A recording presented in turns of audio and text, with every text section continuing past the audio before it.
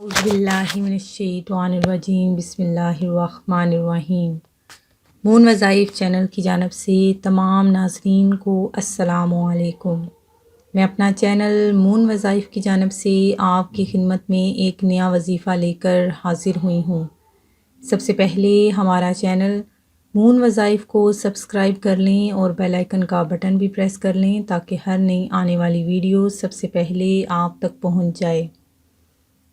ناظرین، شعبان المعظم کے پاس چند ہی دن رہ گئے ہیں، اس کے بعد رمضان المبارک قریب ترین ہے۔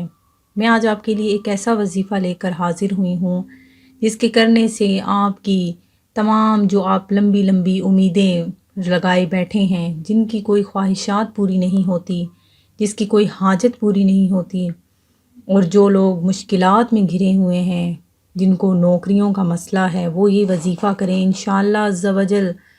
میرے اس وظیفے سے جو لوگ بے اولادی کی وجہ سے پریشان ہیں، ان کی یہ پریشانی بھی ختم ہو جائے گی۔ وظیفہ سننے سے قبل ایک بہت خوبصورت حدیث آپ کو میں شیئر کرتی چلوں۔ حضرت انس رضی اللہ تعالیٰ عنہ سے روایت ہے کہ ہم نے ایک دفعہ نبی کریم صلی اللہ علیہ وسلم کو دیکھا کہ آپ مسکرا رہے ہیں، تو حضرت عمر رضی اللہ تعالیٰ عنہ نے پوچھا، یا رسول اللہ صلی اللہ علیہ وآلہ وسلم، کون سی چیز مسکراہٹ کا سبب ہوئی؟ فرمایا، میرے دو امتی اللہ تعالیٰ کے سامنے گھٹنے ٹیک کر کھڑے ہو گئے ہیں۔ ایک کہتا ہے کہ یا اللہ، اس نے مجھ پر ظلم کیا ہے، میں بدلہ چاہتا ہوں۔ اللہ پاک اس ظالم سے فرماتا ہے کہ اپنے ظلم کا بدلہ ادا کرو۔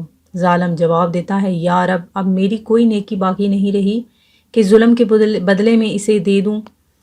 تو وہ مظلوم کہتا ہے کہ اے اللہ، میرے گناہوں کا بوجھ اس پر لاد دے۔ یہ کہتے ہوئے نبی کریم صلی اللہ علیہ وسلم آپ دیدہ ہو گئے اور فرمانے لگے، وہ بڑا ہی سخت دن ہوگا، لوگ اس بات کے حاجت مند ہوں گے کہ اپنے گناہوں کا بوجھ کسی اور کے سر دھر دیں۔ اب اللہ پاک طالب انتقام مظلوم سے فرمائے گا، نظر اٹھا کر جنت کی طرف دیکھ۔ وہ سر اٹھائے گا، جنت کی طرف دیکھے گا اور عرض کرے گا، یا رب، اس میں تو چاندی اور سونے کے محل ہیں اور موتیوں کے بنے ہوئے ہیں۔ یا رب، کیا یہ کسی نبی، کسی صدیق یا شہید کے ہیں؟ اللہ تعالیٰ فرمائے گا، جو اس کی قیمت ادا کرتا ہے اس کو دے دیے جاتے ہیں۔ وہ کہے گا، یا رب، بھلا اس کی قیمت کون ادا کر سکتا ہے؟ اللہ تعالیٰ فرمائے گا، تو اس کی قیمت ادا کر سکتا ہے۔ اب وہ عرض کرے گا، یا رب، کس طرح؟ رب، کس طرح؟ اللہ جل و شان و ارشاد فرمائے گا، اس طرح کہ تو اپنے بھائی کو معاف کر دے۔ وہ کہے گا، یا رب، میں نے معاف کیا۔ اللہ پاک فرمائے گا، اب تم دونوں ایک دوسرے کا ہاتھ تھامے جنت میں داخل ہو جاؤ۔ اس کے بعد آپ صلی اللہ علیہ وسلم نے فرمایا، اللہ تعالیٰ سے ڈرو، آپس میں صلح قائم رکھو، کیونکہ قیامت کے روز اللہ پاک بھی مومنین کے درمیان میں صلح کرانے والا ہے۔ رسول اللہ صلی اللہ علیہ وآلہ وسلم نے فرمایا، 6 چیزوں کو ظاہر ہونے سے پہلے تم نیک اعمال میں جلدی کرو۔ نمبر 1، سورج کا مغرب سے نکلنا، دھواں، دابت الارض، دجال، ہر شخص کی خاص آفت یعنی موت، عام آفت جیسے وبا وغیرہ۔ ناظرین، میں آج آپ کے لیے ایک ایسا وظیفہ لے کر حاضر ہوئی ہوں جس کے کرنے سے انشاءاللہ عز و جل آپ کی ہر مشکل آسان ہو جائے گی۔ رمضان المبارک کا چاند نکلنے سے قبل جلد ہی یہ وظیفہ کر لیں۔ آپ بعد میں بھی یہ وظیفہ کر سکتے ہیں، انشاءاللہ تعالیٰ اس کا اثر آپ کے لیے آپ پر ہوتا رہے گا۔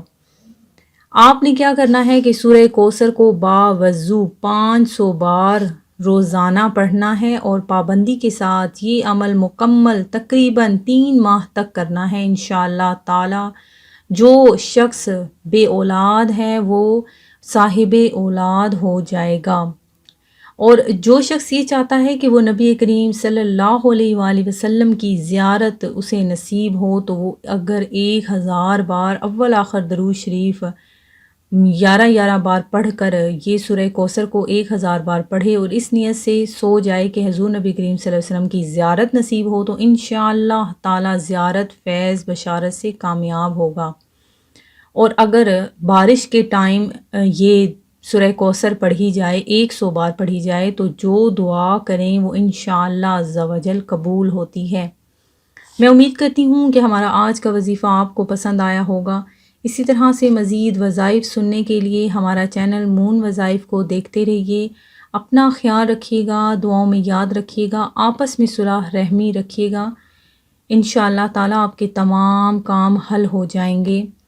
میں امید کرتی ہوں کہ ہمارا آج کا وظیفہ آپ کو پسند آیا ہوگا۔ اپنا خیال رکھیے گا، دعاؤں میں یاد رکھیے گا۔ اللہ حافظ۔